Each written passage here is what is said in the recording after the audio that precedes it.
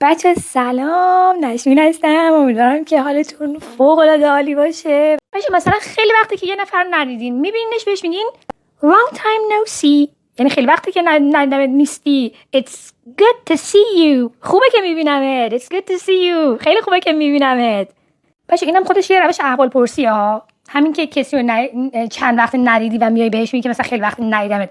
مثلا میتونی اینجوری هم بهش بگی I haven't seen you in so long، خیلی وقتی که ندیدمت. این همونه I haven't seen you in so long. یا میتونی حتی بگی I haven't seen you in ages، یعنی in ages، یعنی که خیلی وقتی که ندیدمت.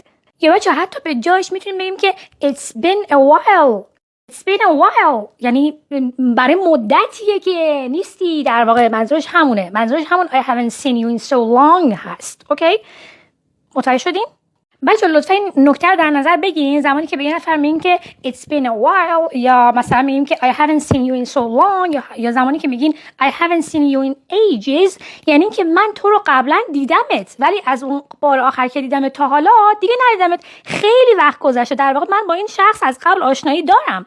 It's been a long time، خیلی وقتی که ندیدمت. تو میتونی بگی yeah it's been a long time. یا مثلا گفته که long time no see، تو هم میتونی بگی که yeah long time no see. مثلا گفته که it's been a while، تو میتونی بگی که yeah it's been a while. اوکی، میتونی که اینجوری جواب بدی. بله خب بچه‌ها خیلی دوستتون دارم، خیلی زیاد. براتون آرزوی موفقیت میکنم، عاشقتونم و سعی کردم یه واقعا هر چی که هست رو بهتون بگم توی این جلسه. اگر چیزی مونده باشه حتما توی جلسه‌های دیگه کاور میکنم.